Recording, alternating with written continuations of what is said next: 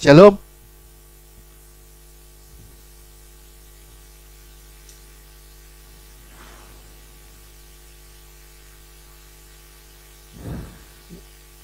Hari ini terus kita lanjutkan akan ke orang mati berjalan.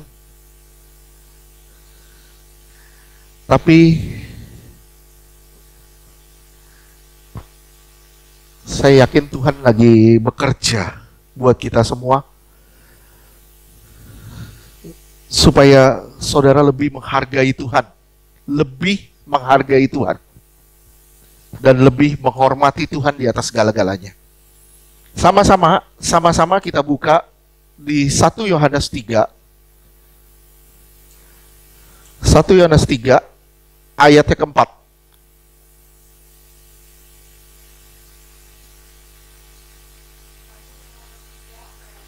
Nggak nyala kayaknya. Udah nyala? Belum?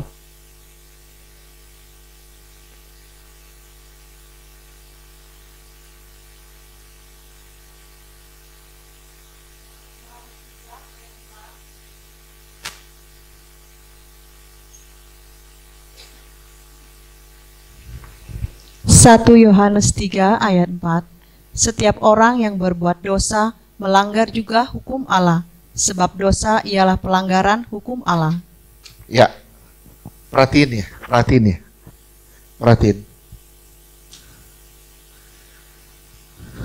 Setiap orang yang berbuat dosa itu melanggar hukum Allah. Melanggar hukum Allah artinya melanggar pribadi Allah. Allah itu kudus. Amin. Dosa opposite, berbanding terbalik dari Allah. Kenapa? Karena Allah itu kudus. Dosa itu membuat kita tidak kudus. Dan dosa adalah langkah kematian rohani. Dosa adalah langkah kematian rohani. Saudara lihat ya, setiap orang yang berbuat dosa melanggar hukum Allah.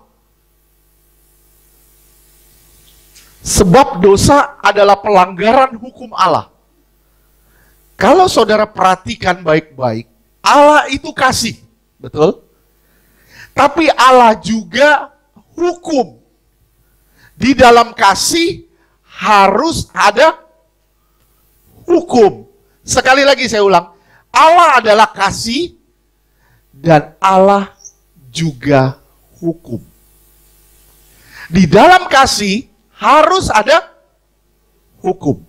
Jadi ketika saudara berbuat dosa, saudara melanggar pribadi Allah.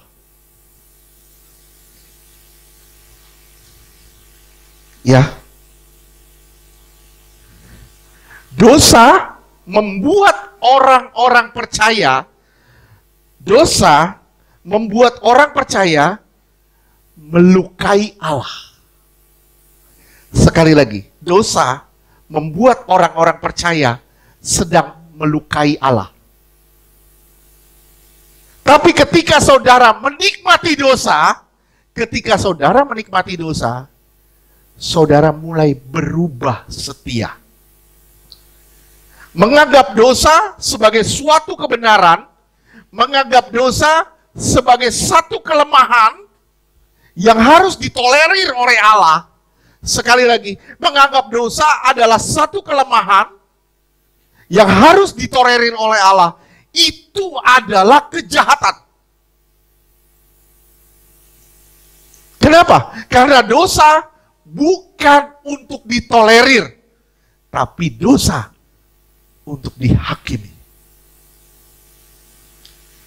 Dosa itu harus dibantai, atau kita yang dibantai oleh dosa. Sekarang saudara lihat 1 Korintus 3 ayat 16 dan 17.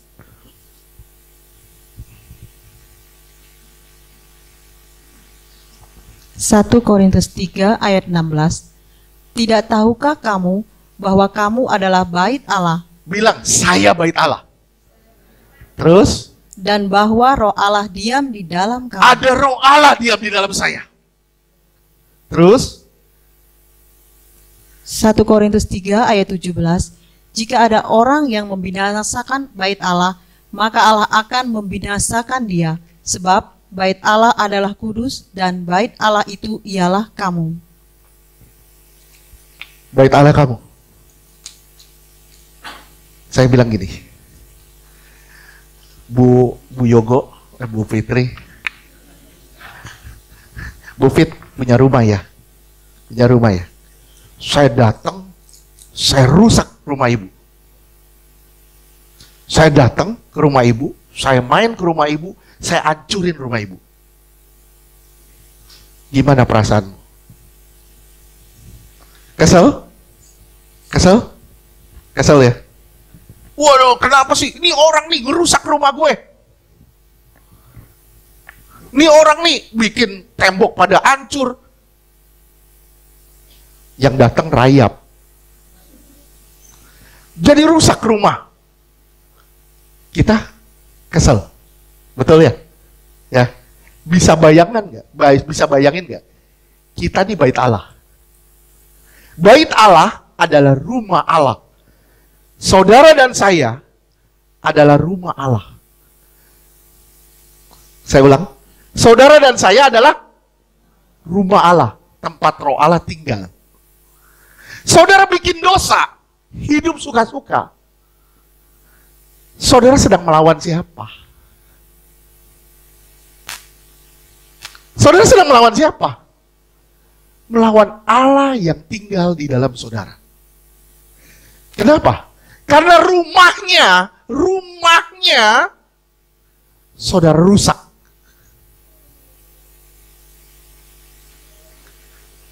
Kira-kira bisa nangkep gak sih apa yang saya ngomong ini? Rumahnya kita rusak. Dengan cara apa? Hidup sembrono. Sesuka-suka kita. Engkau sedang berhadapan dengan Allah. Engkau tidak berhadapan dengan manusia, tapi engkau berhadapan dengan Allah yang tinggal di dalam kau.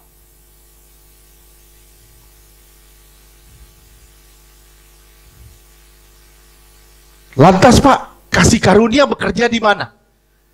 Kasih karunia seharusnya membuat engkau lepas dari dosa. Kasih karunia itu memampukan engkau untuk berkata tidak pada dosa. Tapi ketika engkau mendapatkan kasih karunia dan engkau menikmati dosa, engkau melecehkan kasih karunia. Sekali lagi, ketika engkau mendapatkan kasih karunia dan engkau semena-mena sama hidupmu, engkau sembrono sama hidupmu, engkau suka-suka sama hidupmu, berbuat dosa semena-mena, saya bilang, engkau orang yang melecehkan kasih karunia.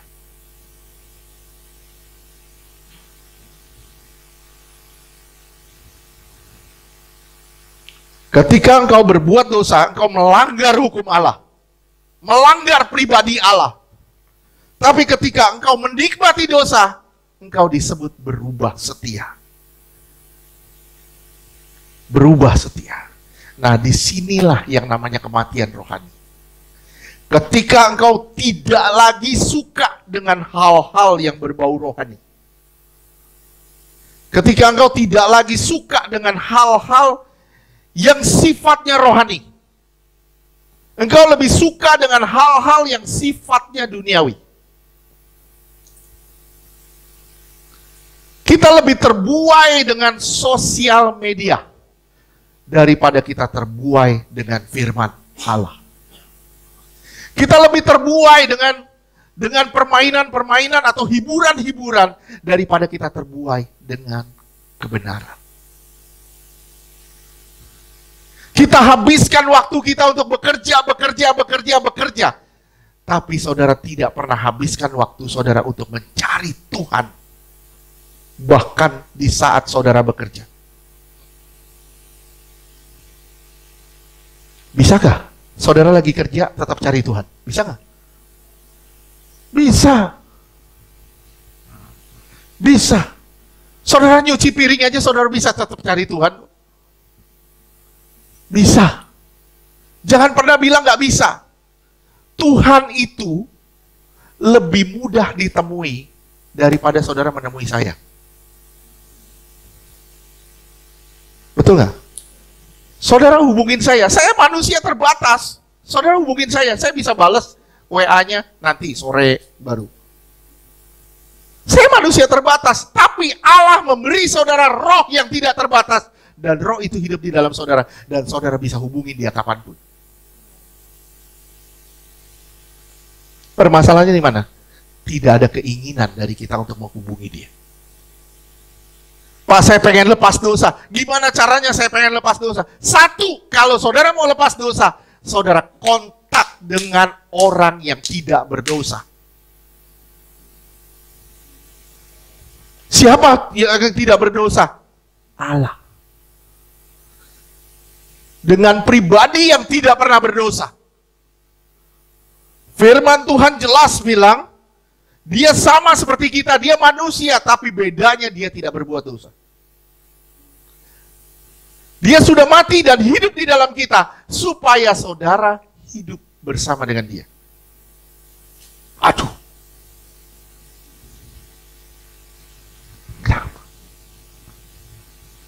Oke. Kita mulai tergeser dari keinginan-keinginan akan Tuhan, kita mulai bergeser. Mulai cari keinginan-keinginan akan diri sendiri. Tambah saudara ingin akan dunia, tambah saudara ingin puaskan diri sendiri, tambah saudara tidak ingin cari Allah. Benar. Saudara mulai lepas dari HP, misalnya mulai lepas dari HP, saudara mulai lepas nih. Begitu saudara dapat HP baru, saudara mulai terikat lagi. Begitu Pak, biasanya begitu. Begitu saudara punya mainan baru, saudara lupa Tuhan. Begitu saudara punya mainan baru, punya pacar baru, punya gebetan baru, saudara mulai lupa Tuhan.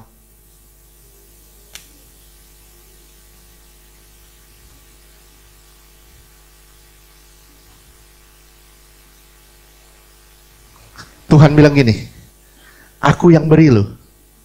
Kok kamu lupain aku? Tuhan bilang gini, biarin deh, bikin rusak aja. Supaya apa? Supaya matanya tetap tertuju pada aku. Tuhan gak mau saudara mati. Saya ulang sekali lagi ya, Tuhan gak mau saudara mati. Tapi sikap kita seakan-akan kita berjalan menuju kematian. Ini bahaya. Dosa membuat kita menderita.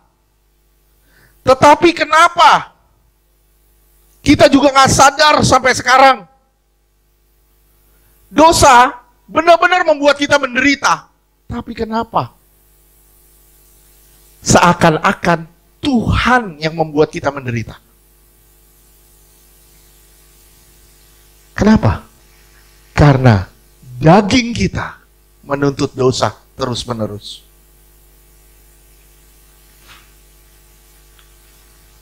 Pertobatan adalah kesadaran akan bahaya dosa. Jika saudara nggak sadar-sadar, saudara menuju pada kematian rohani. Jika saudara nggak sadar-sadar kalau saudara berdosa, saudara sedang berjalan menuju kematian rohani.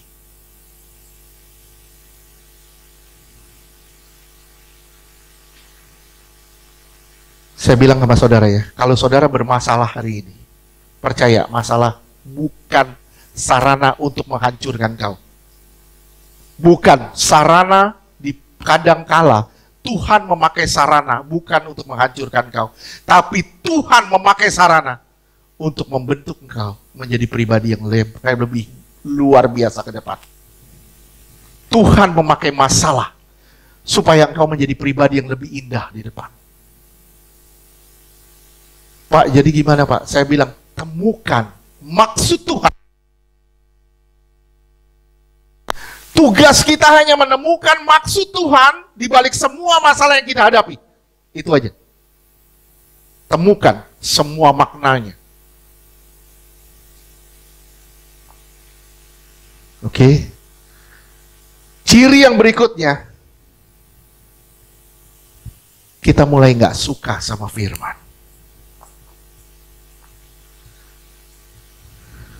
Lihat ya, kita mulai nggak suka sama firman. Itu juga langkah kematian rohani. Ingat, Tuhan ciptain semua. Semua yang Tuhan ciptakan dengan firman. Ketika engkau mulai nggak mau baca firman lagi, nggak mau bersekutu dengan firman lagi, lihat, sebenarnya engkau sadar, engkau sedang mati rohani.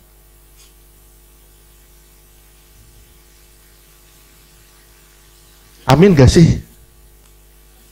Amin ya. Ingat ya, Tuhan menciptakan semuanya dengan firman.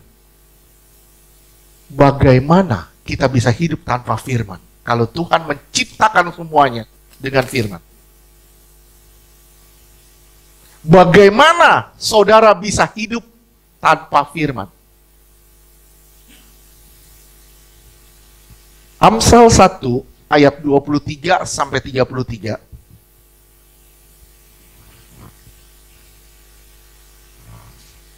Amsal 1 ayat 31. Maka mereka akan memakan buah perbuatan mereka dan menjadi kenyang oleh rencana mereka. Ya. Amsal 1 ayat 32. Ayat 23. 23 dulu. Dari 23. Amsal 1 ayatnya ke-23. Amsal 1 ayat 23. Berpalinglah kamu kepada teguranku. Sesungguhnya aku hendak mencurahkan menyampaikan firmanku kepadamu. Terus? Dan memberitahukan perkataanku kepadamu. Aku mau memberitahukan kehendakku kepadamu. Terus? 24. Amsal 1 ayat 24. 24. Oleh karena kamu menolak ketika aku memanggil, ketika aku panggil kamu, kamu tolak. Terus? Dan tidak ada orang yang menghiraukan ketika aku mengulurkan tanganku. Engkau cuekin aku ketika aku mencarimu. Terus? Amsal 1 ayat 25. Bahkan kamu mengabaikan nasihatku. Kamu gak pusing sama firmanku. Terus? Dan tidak mau menerima teguranku. Menolak kalau ketika ditegur oleh Tuhan. Terus?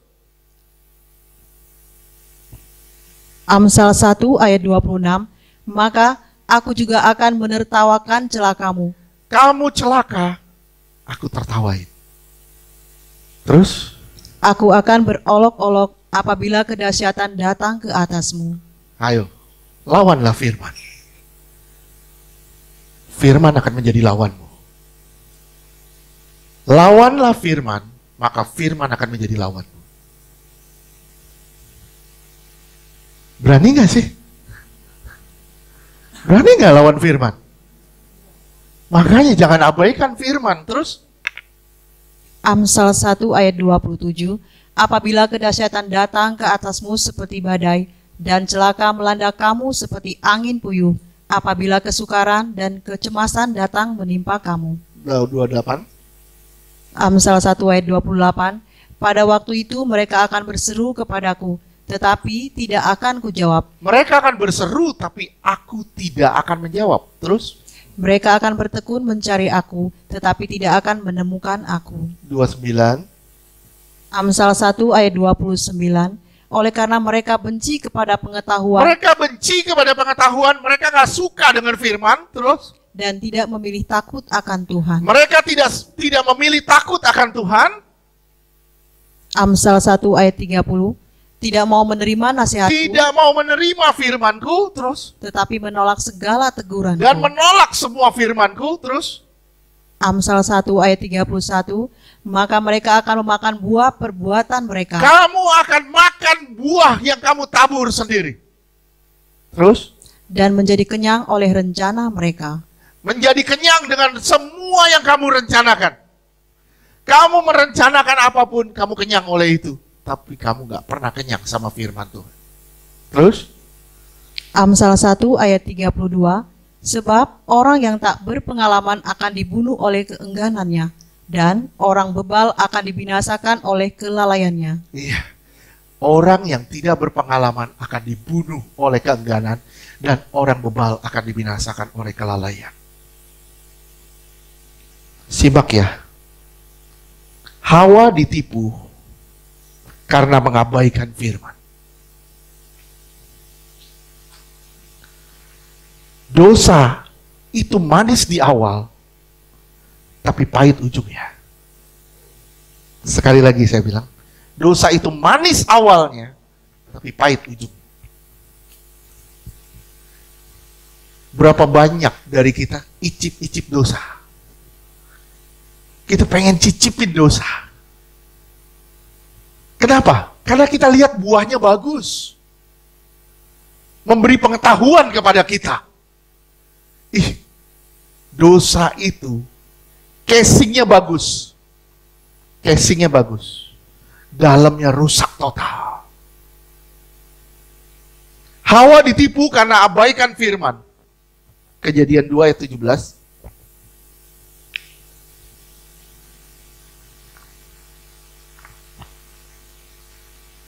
Kejadian 2 ayat 17. Kejadian 2 ayat 17.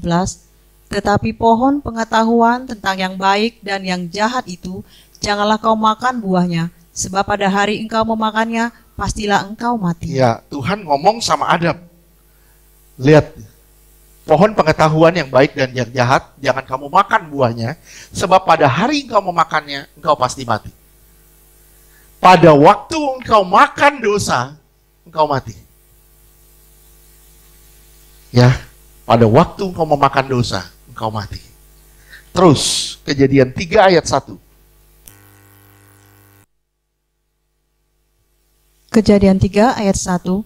Adapun ular ialah yang paling cerdik dari segala binatang di darat. Ini, manusia jatuh dosa diawali dengan kecerdikan dari ular. Kecerdikan dari kuasa kegelapan. Kecerdikan dari iblis. Terus? Yang dijadikan oleh Tuhan Allah. Ular itu berkata kepada perempuan itu, tentulah Allah berfirman, semua pohon dalam taman ini jangan kamu makan buahnya, bukan? Iya. Lihat ya. Hawa ditipu oleh firman. Hawa ditipu karena dia tidak tahu firman. Terus ayat 2 dan 3. Kejadian 3 ayat 2. Lalu sahut perempuan itu kepada ular itu, buah pohon-pohonan dalam taman ini boleh kami makan. Terus ayat 3. Kejadian 3 ayat 3. Tetapi tentang buah pohon yang ada di tengah-tengah taman, Allah berfirman, jangan kamu makan ataupun raba buah itu, nanti jangan kamu mati. makan dan kamu raba. Tuhan nggak ngomong raba. Tuhan bilang jangan makan, tapi ditambahkan raba.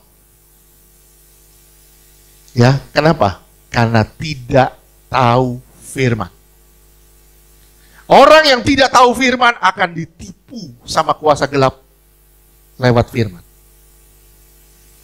Belajar firman supaya saudara tidak ditipu oleh kuasa kegelapan.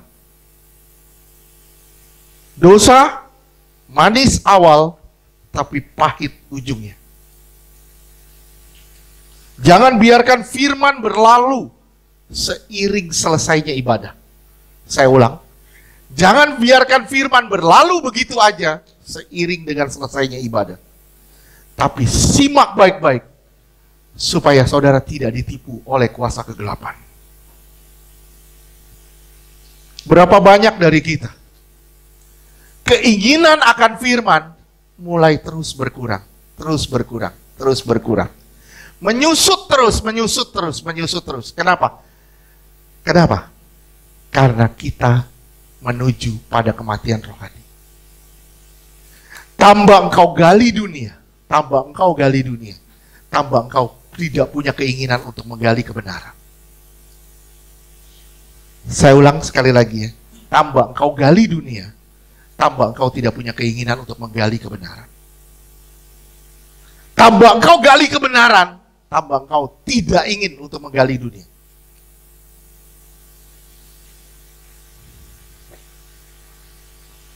Di mana hatimu berada? Di mana hatimu berada? Apakah di firman ataukah di dunia? Kita bilang, kita sudah pastilah di firman, Pak. Belum tentu. Kita lebih suka dunia. Kita nggak suka firman. Kenapa? Karena firman ini makanan yang aneh bagi kita. Makanan yang sangat pahit dan kadang menyakitkan buat kita. Tapi sebenarnya ini membawa kesembuhan bagi kita. Nih sorry ya, maaf ya, maaf, 1000 maaf. Saya cuma bilang gini. Nih lihat nih ya. Saya lihat tim musik cuma ada 2 di sini. Betul gak? Ya. Joshua sama Andreas, Caleb 3, everybody where?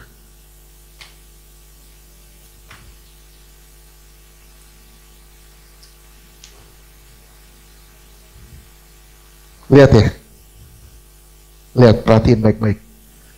Martha sibuk melayani, sibuk melayani, tapi Maria dengerin firman. Dan Tuhan bilang, itu yang terbaik.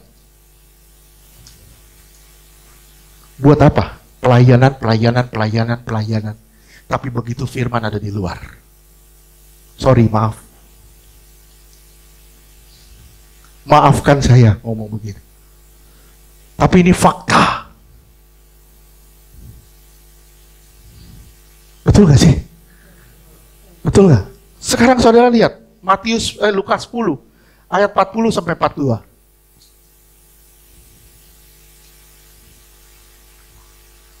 Seakan-akan maaf ya. Firman itu sarana untuk nongkrong di luar.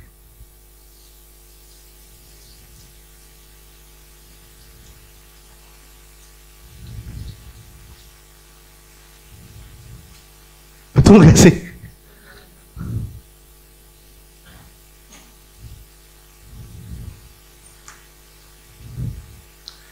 Pak, kok ngomongnya gitu, Pak? Saya ngomongnya sama saudara ya. Saya ngomong sama saudara. Saya enggak mau ngomong gini, tapi Tuhan tadi suruh saya ngomong. Tuhan suruh saya ngomong, tapi saya nggak mau tadi. Tadi saya benar-benar nggak mau. Ini apa yang saya ngomong tidak ada dirancang sama saya. Benar. Kenapa? Jangan pernah abaikan perkataan Tuhan. Saudara jangan lihat saya yang gedut berdiri di depan. Enggak. Tapi Tuhan lagi berbicara sama saudara. Dan saudara jangan pernah abaikan itu. Amin. Firman bukan sarana untuk keluar. Firman justru sarana untuk saudara di dalam. Dengerin perkataan Tuhan. Supaya apa? Supaya hidup. Bukan supaya saudara mati. Lukas 10 ayat 40 sampai 42. Lukas 10 ayat 40. Sedang Marta sibuk sekali melayani. Ia mendekati Yesus dan berkata, Tuhan, tidakkah engkau peduli bahwa saudaraku membiarkan aku melayani seorang diri? Suruhlah dia membantu aku. Ya. Terus? Lukas 10 ayat 41. Tuhan menjawabnya lucu. 2 kali kata Marta disebut.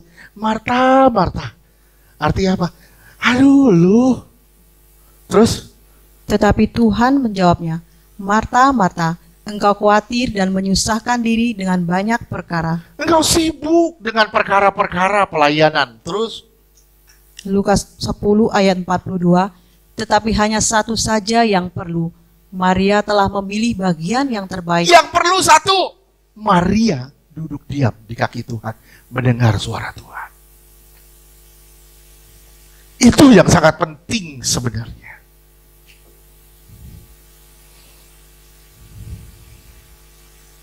Oke, terus? Yang tidak akan diambil daripadanya. Aduh, yang nggak diambil daripadanya apa? Yang nggak bisa diambil daripadanya apa? Kebenaran, bukan pelayanan. Sekali lagi, yang nggak bisa diambil dari saudara bukan pelayanan, tapi kebenaran. Pelayanan bisa diambil dari saudara, bisa diambil, tapi kebenaran tidak bisa diambil dari saudara. Dan kebenaran yang harus saudara cari.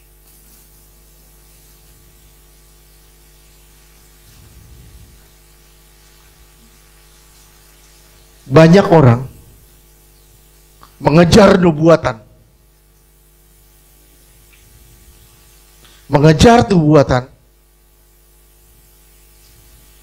tapi cuek sama firman Tuhan. Sebenarnya nubuatan itu juga firman. Kejar nubuatan, cari nubuatan, tapi begitu firman, dia cuek. Sebenarnya nubuatan itu lahir dari firman.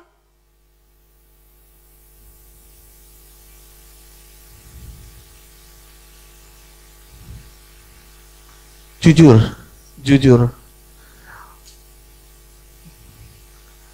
saya jujur, waktu Tuhan ngomong tadi saya terpukul. Tuhan suruh saya sampai ini. Saya bilang saya nggak mau. Tuhan bilang sampaiin.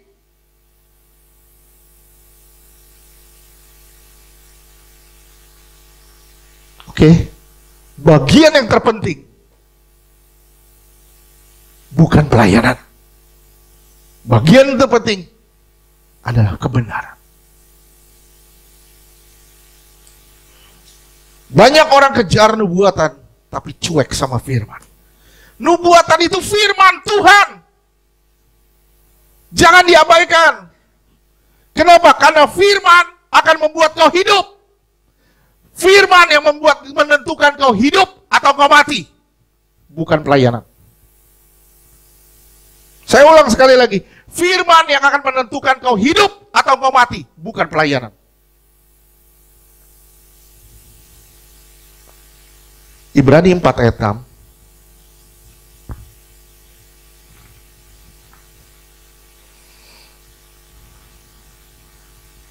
Ibrani 4 ayat 6. Jadi sudah jelas bahwa ada sejumlah orang akan masuk ke tempat perhentian itu. Dan mereka yang kepadanya lebih dahulu diberitakan kabar baik kesukaan itu tidak masuk karena ketidaktaatan mereka. Ketidaktaatan pada apa? Ketidaktaatan pada apa? Pada firman. Nggak taat pada apa? Pada kehendak Allah. Kehendak Allah itu apa? Firman.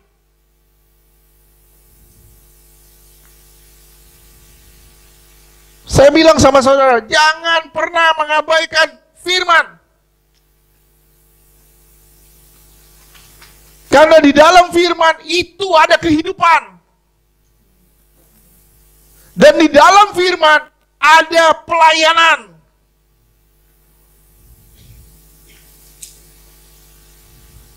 Amin.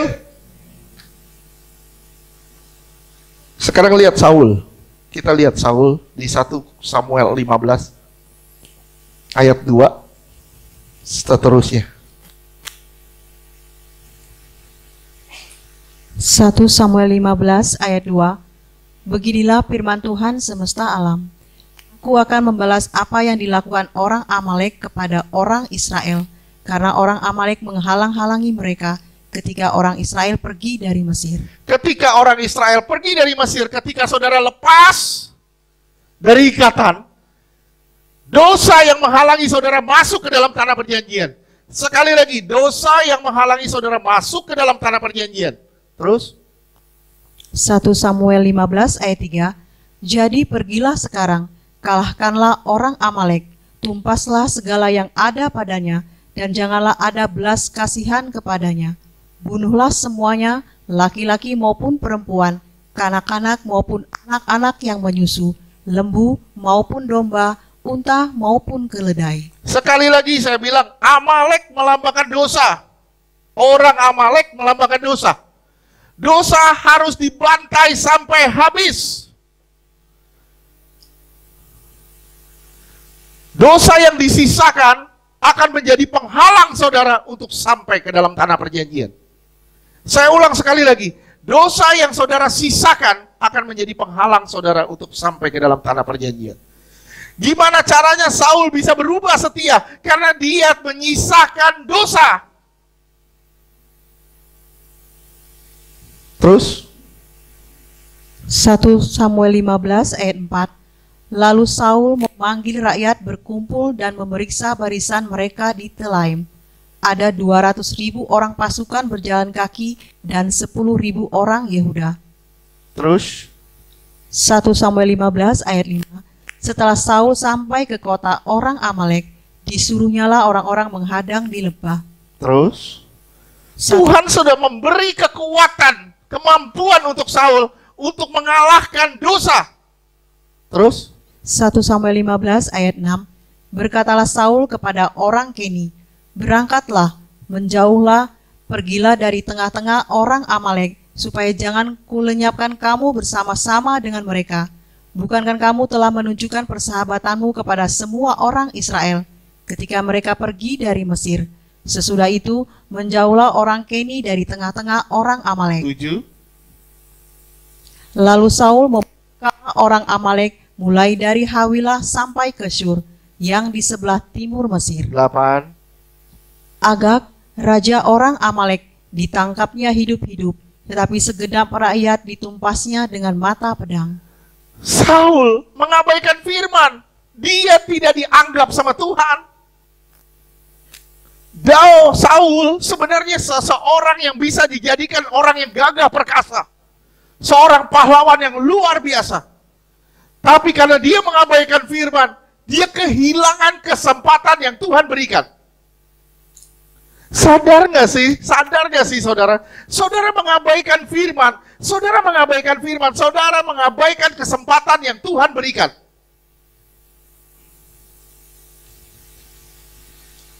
Terus 1 Samuel 15 ayat 9. Tetapi Saul dan rakyat itu menyelamatkan Agag dan kambing domba dan lembu-lembu yang terbaik dan tambun, pula anak domba dan segala yang berharga. Tidak mau mereka menumpas semuanya itu, tetapi segala hewan yang tidak berharga dan yang buruk, itulah yang ditumpas mereka. ya, lihat ya. Semua yang buruk ditumpas. Semua yang baik disimpan. Ada sesuatu yang baik di dalam kita yang sepertinya sangat bermanfaat dan sangat kita nikmati. Itu kita simpan, yang harusnya kita tumpas. Menyisakan sedikit dosa akan menjadi penghalang saudara menuju tanah perjanjian. Sisakanlah sedikit dosa, maka engkau tidak akan pernah melihat kemuliaan. Saya ulang sekali lagi, sisakanlah sedikit dosa, maka engkau tidak akan melihat kemuliaan. Sampai kapan? Sampai kapanpun kau nggak akan lihat. Aduh Pak, susah banget. Susah. Tuhan bilang bukan nggak bisa, bukan nggak mungkin. Bukan nggak mungkin. Karena Tuhan memberi saudara kemampuan dan kekuatan. Terus 1 Samuel 15 ayat 10. Lalu datanglah firman Tuhan kepada Samuel demikian. iya. Datang nih firman Tuhan kepada Samuel. Terus 1 Samuel 15 ayat 11. Aku menyesal karena aku telah menjadikan Saul raja. aku menyesal karena sudah mengangkat kamu. Aku menyesal karena aku sudah mengangkat kamu. Karena apa? Karena begitu kamu diangkat, kamu abaikan firman. Begitu kita diangkat, kita mulai lupa sama firman. Begitu kita diangkat, kita tidak lagi peduli kepada firman. Kita lebih peduli pada karunia. Kita lebih peduli pada karunia. Tapi kita tidak peduli pada firman yang adalah sumber dari semua karunia.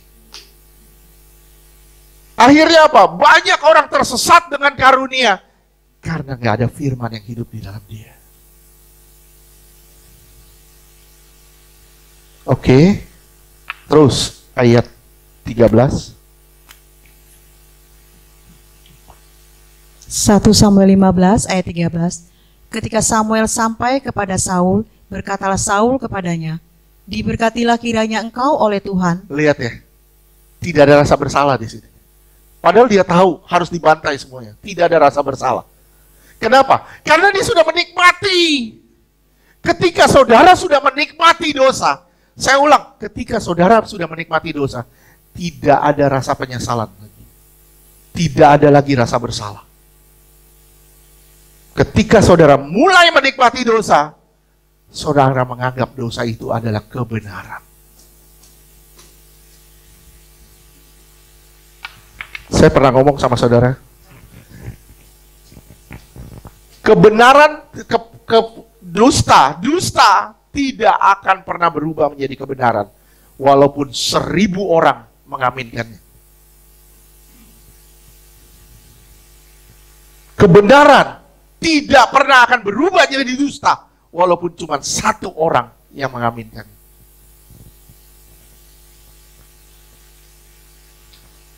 Walaupun diterima oleh banyak orang, tetap dusta tidak bisa berubah jadi kebenaran. Tetap tidak akan bisa berubah jadi kebenaran. Ayo, sama-sama yuk, sama-sama. Sama-sama, Tuhan mengasihi saudara dan saya. Tuhan mengasihi kita semua, supaya kita semua lepasin dosa. Pak, sisain 1 ya Pak, yang ini aja Pak. Gak bisa. Dosa itu harus dibantai. Atau kita yang dibantai. Lihat ya, dosa harus dibantai, atau kita yang terbantai oleh dosa. Tidak bisa disisakan. 1 yang terbaik bisa sisa. Nggak bisa. Tapi Pak, saya belum bisa lepasin Pak. Bisa, cuman kita yang nggak mau. Nggak ada kata nggak bisa. Semua bisa. Kalau kita mau nyerahin diri sama Tuhan. Galatia 5 ayat 9.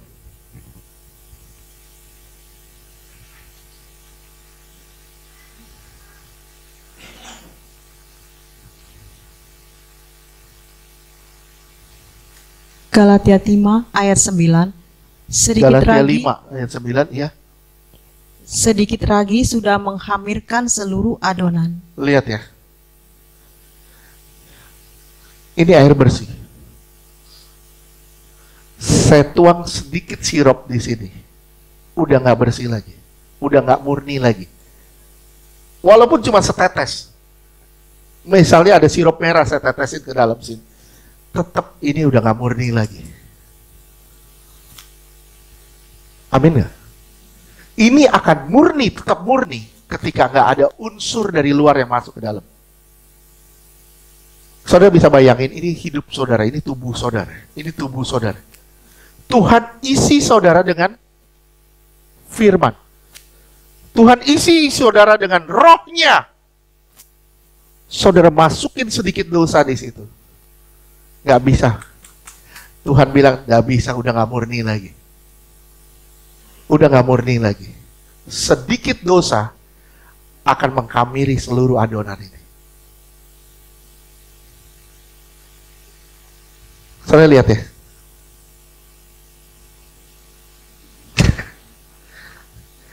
Saudara lihat ya. Tadinya ini air putih. Betul gak? Tadinya ini air putih. Karena dimasukin kopi, jadilah kopi kenangan. Thank you, Tik. Lihat ya. Tadinya ini air putih, murni. Begitu masuk kopi, jadilah air kopi. Saudara bisa bilang ini air murni lagi gak? Nggak bisa lagi. Saya bilang, masukinlah sedikit dosa dalam hidupmu. Engkau tidak akan murni lagi selama-lamanya. Engkau tidak akan murni lagi selain engkau menyerahkan diri sama Tuhan untuk dimurnikan kembali.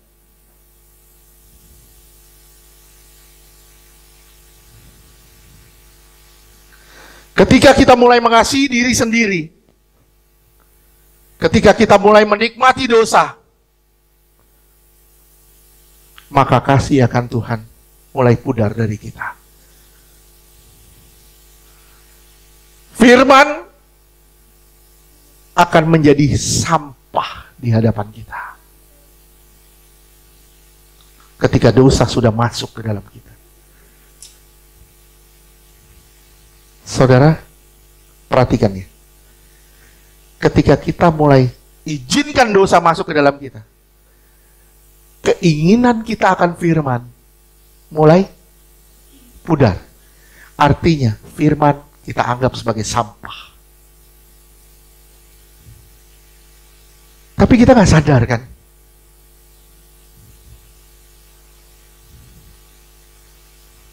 Oke. Permasalahannya di mana? Ada dosa yang nampak, ada dosa yang nggak tampak. Dosa yang nampak apa? Dosa yang nampak apa? Gampang. Saudara berbuat dosa, merusak tubuh. Oke? Dosa macam-macam. Saudara udah tahu sendiri.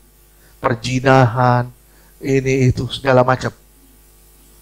Dosa, misalnya minuman keras dan sebagainya. Ya. Itu kita udah tahu sebenarnya. Tapi ada dosa yang kita nggak nampak, benar-benar nggak nampak. Contohnya apa? Benci orang, benci sama orang, itu dosa nggak nampak. Kenapa? Karena kita merasa benar. Dosa apa lagi? Sombong, kesombongan, itu juga kadang kita nggak sadar. Betul ya? Betul ya? Sombong buat apa sih? Saya bilang sama beberapa kawan, saya bilang gini, aduh jangan sombong deh selama gas 3 kilo masih di rumah kita. Maksudnya tahu nggak apa? Kita sombong selama gas 3 kilo masih di rumah, jangan sombong. Kenapa? Itu tulisannya apa? Khusus untuk rakyat miskin.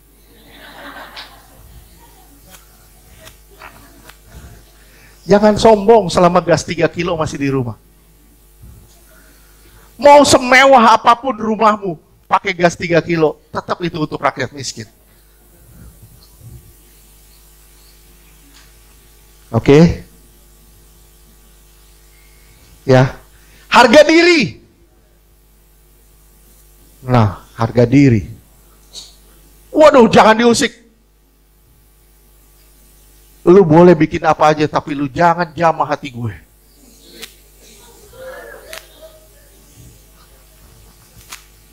Hati gue kayak gelas yang ringkih,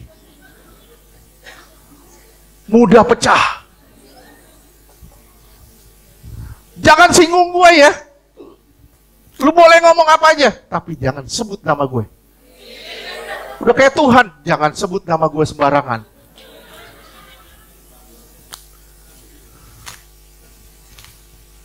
Waduh, ini bahaya loh. Kadang kita nggak sadar dengan harga diri gitu. Mau tahu nggak, saudara masih punya harga diri nggak? Mau tahu nggak? Mau tahu? Mau? Izinkan orang di sebelah kiri kananmu nyakitin kau, gitu aja. Begitu engkau berontak, itu tandanya harga dirimu bekerja. Harga dirimu sedang bekerja. Aduh, bahaya loh.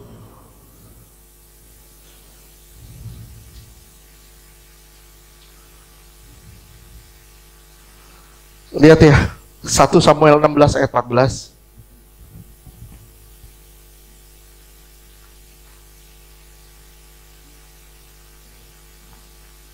Samuel 16 ayat 14.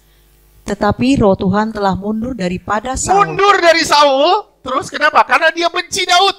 Terus? Dan sekarang ia diganggu oleh roh jahat yang daripada Tuhan. Tuhan ganti roh Allah dengan roh jahat. Kenapa? Karena kebencian. Begitu saudara mulai benci orang, roh jahat yang mulai masuk dalam saudara.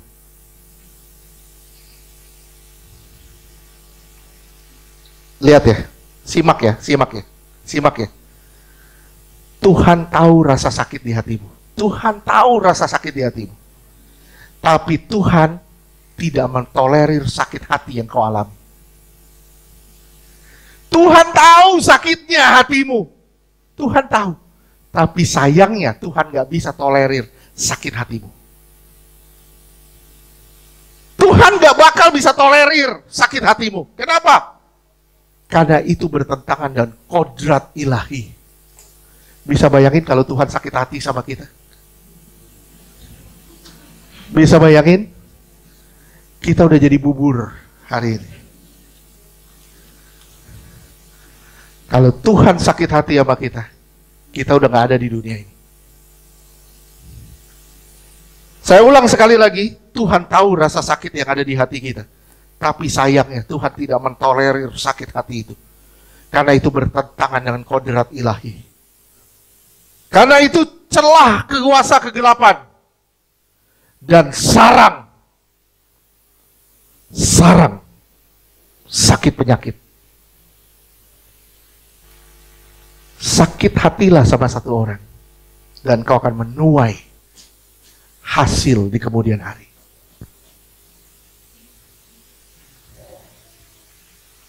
Saya bilang kepada saudara, apapun yang kau alami, tidak ada alasan untuk tidak mengampuni. Begitu banyak alasan untuk kita terluka. Tapi cukup satu alasan, kita mau ke surga untuk mengampuni mereka yang melukai hati kita. Sakit, Tuhan tahu sakit. Tapi sayang, Tuhan gak bisa tolerir apa yang kau alami. Sakit Tuhan. Tuhan bilang, ampunin dong. Gak bisa Tuhan. Tuhan bilang, ya gak bisa. Gak bakal bisa. Karena aku yang bikin kamu bisa. Aku cuma nanya sama kamu, mau atau enggak? Bisa atau enggak? Urusan aku.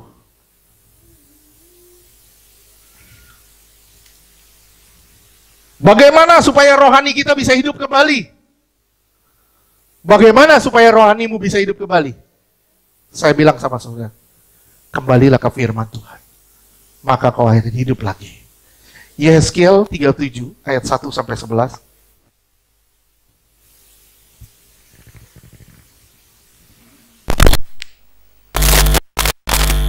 Yehezkiel 31 ayat 1. Pada tahun ke-11 dalam bulan yang ketiga, pada tanggal 1 bulan, lalu kekuasaan Tuhan meliputi aku dan membawa aku keluar pelataran rohnya. Terus? Menempatkan aku penuh dengan tulang-tulang. Penuh dengan kematian di lembah itu. Terus? Yehezkiel 37 ayat 2. Ia membawa aku melihat tulang-tulang itu berkeliling-keliling dan sungguh amat banyak bertaburan di lembah itu. Lihat, tulang-tulang itu amat kering. Ya, udah mati kering. Terus? 3. Lalu ia berfirman kepadaku, hai anak manusia, dapatkah tulang-tulang ini dihidupkan kembali? Dapatkah yang sudah mati hidup kembali? Terus? Aku menjawab, ya Tuhan Allah, engkaulah yang mengetahui. Tuhan, engkau yang tahu. Engkau bisa hidupin atau enggak, engkau yang tahu. Terus? 4. Lalu firman-Nya kepadaku, bernubuatlah mengenai tulang-tulang ini dan katakanlah kepadanya, hai tulang-tulang yang kering, dengarlah firman Tuhan. Dengarlah firman Tuhan. Kepada tulang yang kering, kepada yang sudah mati. Dengar firman Tuhan. Saudara nggak dengar firman Tuhan, saudara akan mati. Terus? 5. Beginilah firman Tuhan Allah kepada tulang-tulang ini. Aku memberi napas hidup di dalam. Lihat ya. Tuhan memberi nafasnya. Artinya Tuhan memberi wujudnya kembali. Tulang kering, diisi daging, dikasih nafas, hidup lagi. Terus? Supaya kamu hidup kembali. Terus? 6. Aku akan memberi urat-urat padamu dan menumbuhkan daging padamu. Aku akan menutupi kamu dengan kulit dan memberikan kamu napas hidup. supaya kamu hidup kembali dan kamu akan mengetahui bahwa akulah Tuhan. Ya, kamu akan tahu kalau aku Tuhan. Aku berfirman supaya apa? Supaya kamu tidak mati lagi, supaya kamu hidup. Yang bisa menghidupkan kamu dari kematian hanya firman.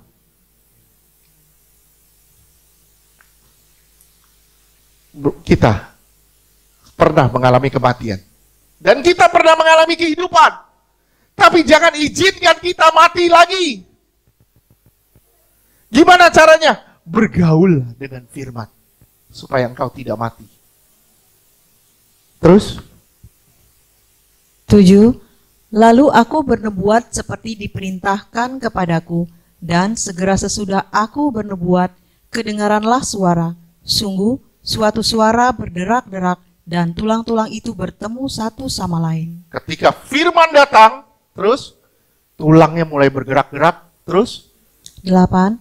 Sedang aku mengamat-amatinya, lihat, urat-urat ada dan daging tumbuh padanya, kemudian kulit menutupinya, tetapi mereka belum bernapas. Iya. Mulai ada daging, mulai ada tubuh, terus tapi belum bernafas. 9. Maka firman-Nya kepadaku, bernubuatlah kepada Firman napas lagi. hidup itu. Supaya bernapas lagi. Terus? Bernubuatlah, hai anak manusia, dan katakanlah kepada napas hidup itu. Berfirman, bernubuat supaya ada nafas. Supaya engkau hidup lagi, harus ada firman. Tanpa firman, kita mati total. Amin. Terus? Beginilah firman Tuhan Allah, hai napas hidup, datanglah dari keempat penjuru angin, dan berembuslah ke dalam orang-orang yang terbunuh ini, supaya mereka hidup kembali. Ya, 10. Lalu aku bernubuat seperti diperintahkannya kepadaku, dan napas hidup itu masuk di dalam mereka, sehingga mereka hidup kembali. Mereka menjejakkan kakinya suatu tentara yang sangat besar. Iya. Saudara mau jadi laskar Kristus gak? Laskar Kristus harus dari firman. Harus hidup dari firman. 11. Firman-Nya kepadaku, hai anak manusia, tulang-tulang ini adalah seluruh kaum Israel. Sungguh mereka sendiri mengatakan, tulang-tulang kami sudah menjadi kering dan pengharapan kami sudah lenyap, kami sudah hilang. Iya. Lihat ya, tanpa firman kita jadi tulang kering. Nggak ada harapan. Berapa banyak dari kita down hidupnya. Sepertinya udah nggak ada harapan lagi. Aduh, sepertinya udah mati semuanya. Semua jalan kita tertutup. Kenapa? Karena nggak ada firman. Kalau ada firman, pasti ada harapan. Ya. Saya ketemu ada orang yang punya duit banyak. Tapi kalau nggak ada firman, tetap loh, nggak ada harapan. Mau percaya Yesus, dia percaya, dia orang percaya, benar dia percaya. Tapi kalau nggak ada firman, nggak ada kehidupan, nggak ada harapan. Benar. Buktinya gimana? Kasih masalah, izinkan masalah datang, terlihat. Di situ terlihat dia hidup dari firman atau hidup dari uang. Kalau hidup dari firman, dia tetap bisa bersuka cita dengan cara apapun juga. Amin. Simak ya, simak ya. Hiduplah dari firman. Supaya engkau tidak menjadi tulang kering lagi. Amin. Tuhan rindu kita benci dosa dan kasihi para pendosa. Bukan mengasihi dosa dan membenci pendosa. Saya ulang, Tuhan rindu kita benci dosa dan mengasihi para pendosa. Bukan mengasihi dosa dan membenci para pendosa. Mari sama-sama saudara. Kita gak boleh jadi orang yang mati. Kita harus jadi orang yang hidup. Supaya kita berjumpa dengan Tuhan di awan-awan kekal nanti. Amin.